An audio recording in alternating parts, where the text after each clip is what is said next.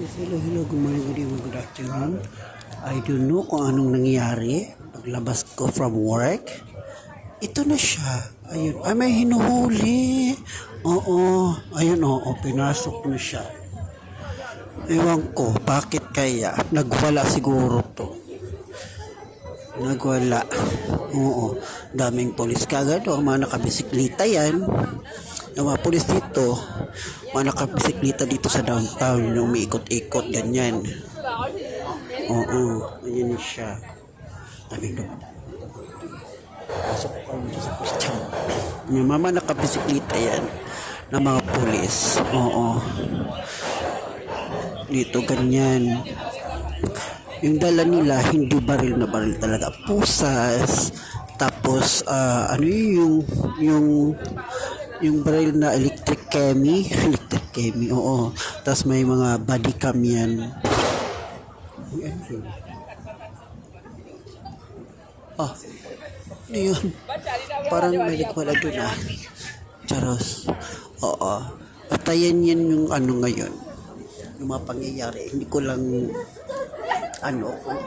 puro siya basta andun siya sa loob yung mga nagwala. So ganun lang naman yung mga pangyayari dito. Yung mga murata pakit sa mga kasusuhan nila, may susuak iwan charot nagkulang ringira. Cheers. So yun lang, punta tayo dito.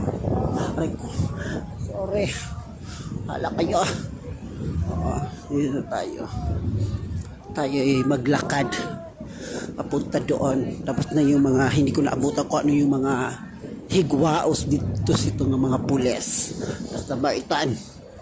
Kaya bye, yun lang guys, wala nang iba. Oo, pero pasok ako dito sa tingnan ko yung mga damit. Okay, I'm just roaming around kuan ada makita lakgad kung nanon mga pinta didi mga barato sira nag-sale ini sila ka magsasara na. So $9 siya, 9.99 plus tax mga 10 na lang, 10 sobra. So yun lang, parang sarap bumili mga ganito pero kaya pa same mga kuan sulot. Oo, tapos mga pang summer andun sa taas. Siguro next na pag sahod ko. Pero waray na ito. O gawas na ako. So kay 5 minutes na ako magsara-sira. May sirahan ako dito sa sulod. Bye.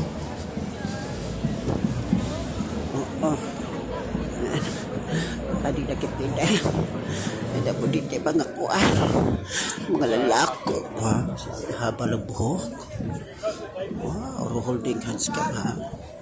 Ipanulang takap. Charot. So yun lang guys. So Friday ngayon dito, so yung mga tao ngayon parang mga langgam, mga kung anong gagawin nila ngayon. Basta ganyan, maraming tao dito. Yan siya. Mga pulis o malaka veseklata ganyan lang naman siya. Gaano so yun tayo guys.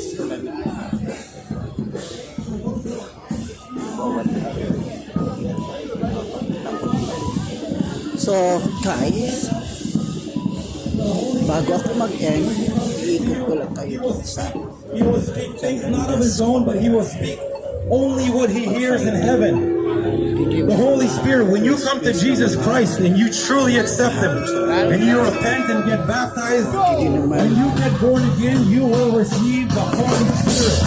The Holy Spirit is not a myth. He is not a whim. The Holy Spirit is not some kind of mystical force. He is a person. He is a person. Jesus is a person. Just like the Father is a person. And Jesus is a